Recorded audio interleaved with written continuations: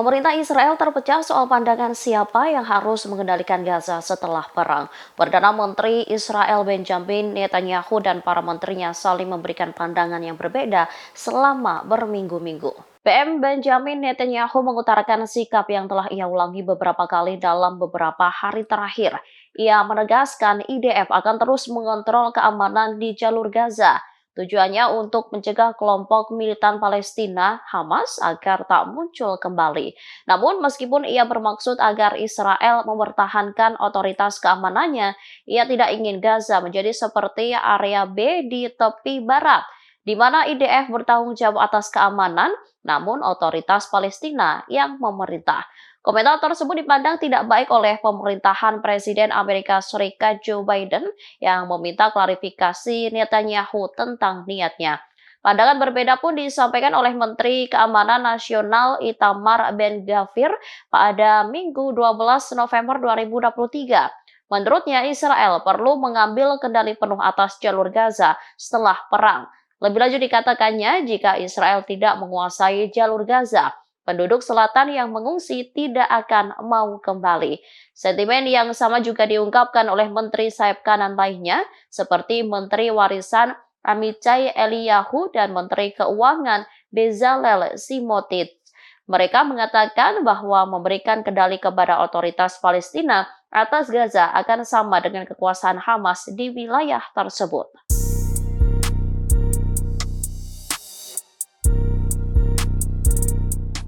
Pasukan militer Amerika Serikat melakukan serangan presisi terhadap fasilitas di Suriah Timur. Serangan tersebut langsung dibalas dengan serangan roket. Penyerangan oleh militer Amerika Serikat di Suriah Timur tersebut dikabarkan oleh Menteri Pertahanan Amerika Austin yang mengatakan pasukan militer Amerika melakukan serangan presisi terhadap fasilitas di Suriah Timur yang diduga digunakan oleh Korps Pengawal Revolusi Islam Iran. Austin mengklaim serangan tersebut menargetkan fasilitas pelatihan dan rumah persembunyian di dekat kota Al-Abu Kamal dan Al-Mayaden. Pasukan perlawanan Iran kemudian balik membalas dengan meluncurkan 15 roket ke pangkalan Pentagon. Roket tersebut ditujukan ke markas Komando Pangkalan Militer Amerika di ladang gas Konoko. Kurang dari 10 menit selesai serangan itu, helikopter Amerika menuju lokasi serangan. Helikopter tersebut dimungkinkan membawa sejumlah orang yang menjadi korban. Sebuah sumber menyebut bahwa beberapa tentara Amerika Serikat tewas dalam serangan yang menargetkan pangkalan Konoko di Suriah Timur. Serangan balasan menggunakan rudal Grad ini disebut menewaskan 4 tentara Amerika Serikat.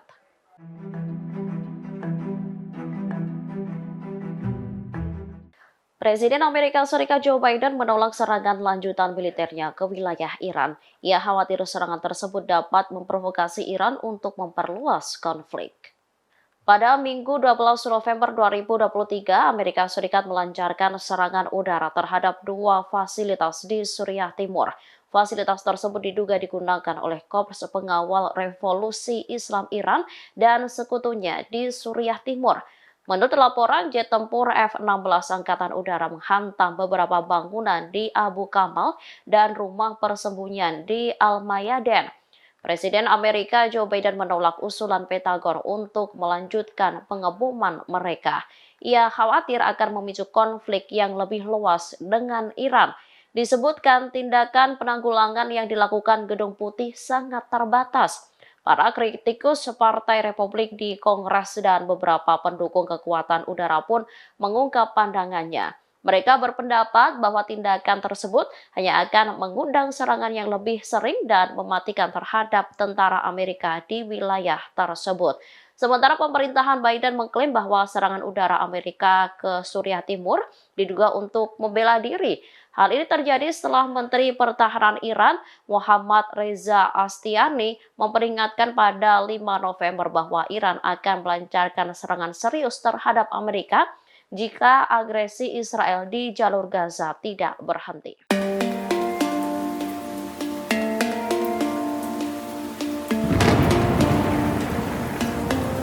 Pasukan perlawanan dari Lebanon, Hizbullah, kembali meluncurkan serangan ke wilayah Israel. Serangan itu menyebabkan puluhan tentara rezim Zionis terluka. Serangan terbaru Hizbullah ini menyasar pangkalan militer rezim Zionis. Pada Minggu 12 November 2023, Hizbullah mempublikasikan video serangannya terhadap tentara Israel. Disebutkan sebanyak 29 orang tentara Israel terluka. Dilaporkan orang-orang ini terluka dalam serangan roket di Al-Jalil Al-Ala. Namun militer Israel belum merilis berita apapun mengenai kematian mereka. Peningkatan jumlah korban dari pihak tentara rezim Zionis terjadi ketika Ma'arif menerbitkan survei terbaru di wilayah pendudukan pada Jumat lalu. Mereka melaporkan bahwa 80% Israel menganggap Perdana Menteri Benjamin Netanyahu bertanggung jawab atas kegagalan dan kematian operasi Badai Al-Aqsa. Menyusul kekalahan rezim Zionis melawan perlawanan Palestina, kebencian warga wilayah pendudukan terhadap Netanyahu dan kabinetnya semakin meningkat.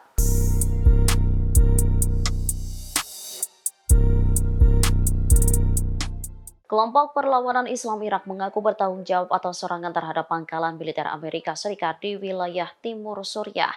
Akibat serangan itu sejumlah tentara Pentagon dilaporkan tewas.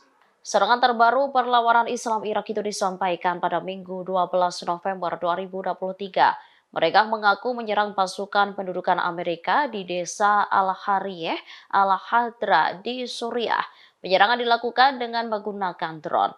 Kelompok perlawanan Irak menambahkan bahwa drone langsung mengenai sasarannya. Menanggapi serangan udara pesawat tempur Amerika di Suriah Timur, pangkalan militer Amerika di Suriah Timur menjadi sasaran serangan pesawat tak berawak untuk kedua kalinya. Kantor berita setempat melaporkan kelompok perlawanan menargetkan 15 roket ke pangkalan militer Amerika di ladang minyak Konoko. Serangan ini dilakukan sebagai respon terhadap dua serangan udara tentara Amerika di kota Al-Bukamal di Suriah Timur. 4 orang tentara Pentagon disebut tewas dalam serangan terhadap pangkalan militer Amerika tersebut. Allahu Akbar. Perlawanan Palestina berhasil menghalau serangan tentara Israel di tepi barat. Kendaraan militer rezim Zionis dihancurkan saat melakukan konvoi. Konfrontasi meletus pada Senin 13 November 2023 antara perlawanan Palestina dan militer Israel. Pejuang perlawanan Palestina menghadapi serangan pasukan pendudukan Israel ke berbagai wilayah di tepi barat yang diduduki. Brigade Al-Hassam meledakkan alat peledak berkekuatan besar di dalam kendaraan militer Israel di Halhilia. Kendaraan militer tersebut langsung meledak hebat. Serangan dilakukan sebagai tanggapan atas serbuan pasukan pendudukan ke kota tersebut dan penangkapan beberapa pemuda. Pejuang perlawanan juga menghadapi pasukan pendudukan Israel di dekat kamp pengungsi Balata di timur Nablus. Militer Israel dihujani tembakan perlawanan Palestina di lingkungan Al-Hizbah. Sementara seorang pria lanjut usia Palestina, Isa Al-Hadi, dilaporkan tewas setelah ditembak tentara Israel. Korban dibunuh saat berada di mobilnya di kota Al-Khalil.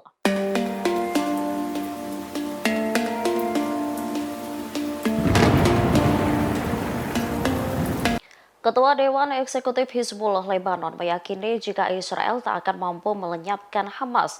Ia juga merespon soal ancaman Israel yang akan menjadikan Lebanon seperti Gaza lantaran Hizbullah tak berhenti menyerang wilayah Israel. Sayyid Hassem Safidin pada Minggu 12 November 2023 menuturkan perlawanan adalah sebuah kebutuhan dan urgent. Selanjutnya, senjata perlawanan akan tetap ada. Ia menegaskan soal komitmen Hizbullah soal pembunuhan dibalas dengan pembunuhan.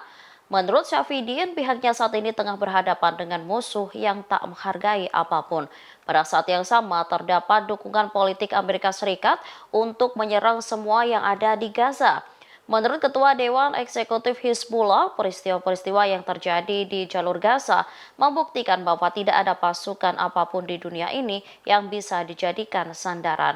Safidi juga menanggapi statement Menteri Perang rezim Zionis, Yoav Gallant, yang mengaku ingin menghancurkan Beirut sama seperti Gaza. Dikatakannya perlawanan akan lebih kuat dari sebelumnya jika pembunuhan terjadi di mana-mana. Ia lantas menyebut jika musuh saat ini sedang berhayal dan bermimpi bisa melenyapkan Hamas. Disebutnya perlawanan akan lebih kuat dan nantinya gedung-gedung serta rumah sakit akan dibangun kembali.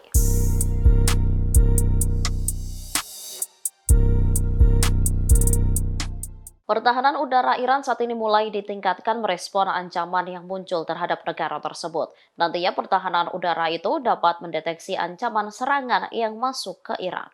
Peningkatan senjata itu dibenarkan oleh Komandan Zona Pertahanan Udara Timur Laut Iran, Brigadir Jenderal Muhammad Reza Masoumi pada Minggu 12 November 2023. Masoumi menekankan bahwa kemampuan pertahanan udara Iran kini dapat mendeteksi dan mengatasi potensi ancaman secara efektif. Ia juga menyoroti bahwa seiring dengan berkembangnya ancaman dirgantara, Iran memastikan bahwa sistem pertahanannya juga mengalami kemajuan dengan kecepatan yang sama. Selain itu, ia menegaskan kembali bahwa kemajuan militer Iran semata-mata untuk tujuan pencegahan dan tidak menimbulkan ancaman bagi negara-negara tetangga. Hal ini terjadi ketika Menteri Pertahanan Amerika Serikat Austin mengumumkan akan mengerahkan sejumlah senjata ke Timur Tengah. Senjata tersebut merupakan sistem pertahanan rudal anti-balistik, terminal high altitude area defense, serta batalion Patriot. Diketahui pada September lalu, Iran telah mengembangkan rudal yang dirancang khusus untuk menargetkan wilayah Palestina yang diduduki oleh Israel. Hal ini disampaikan oleh juru bicara Kementerian Pertahanan Iran, Brigadir Jenderal Reza Tlaib. Rudal tersebut memiliki panjang 11 meter, berat sekitar 7 ton, dan membawa hulu ledak sekitar 500 kg. Jenderal Tlaib juga menyebutkan bahwa rudal tersebut memiliki jangkauan 1.400 km. Akan tetapi berpotensi diperluas hingga kurang lebih 1.700 hingga 1.800 km.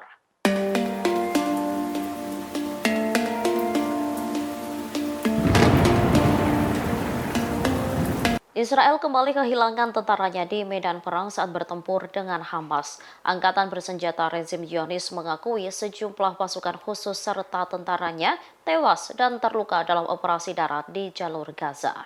Militer Zionis menyebut dua pasukan khusus Israel tewas di medan perang.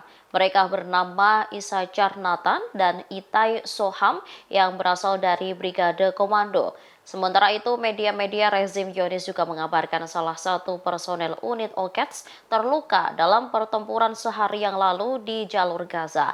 Kondisi personel tersebut disebut parah. Sebelumnya, sumber lokal Gaza melaporkan pertempuran sengit pasukan perlawanan Palestina dan pasukan rezim Zionis yang berusaha maju ke poros barat laut kota Gaza. Selain itu, pertempuran sengit lainnya juga terjadi di Tel Al-Hawa yang terletak di barat daya kota Gaza. Pasukan perlawanan Palestina meledakkan sejumlah banyak bom dan granat di jalur yang dilalui pasukan rezim Zionis untuk masuk ke barat laut Gaza.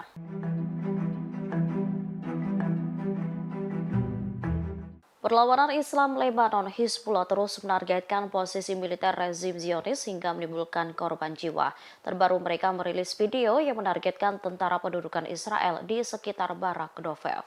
Dalam video yang diunggah saluran Al-Mayadin, terlihat detik-detik Hizbullah menargetkan dua tentara pendudukan Israel. Keduanya saat itu terlihat tengah berjalan dengan membawa senjata. Tak berselang lama, ledakan besar terjadi hingga mengenai salah seorang tentara.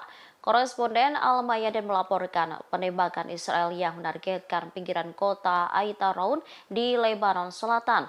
Serangkaian serangan udara Israel juga menargetkan pinggiran kota Blida, Maraun al-Ras, Yater, dan Kafra. Selain itu, pesawat Israel menyerang pinggiran kota Beit Liv dan Ramiyah di Lebanon Selatan, membenarkan bahwa pendudukan Israel meluncurkan lebih dari 15 peluru dalam waktu sepertiga jam di pinggiran kedua kota tersebut. Perlawanan Islam di Lebanon terus menanggapi serangan Israel dengan menargetkan posisi dan konsentrasi militer Israel, sehingga serangan itu menimbulkan kerugian besar di dalam barisan mereka. Download Tribun X sekarang, menghadirkan lokal menjadi Indonesia.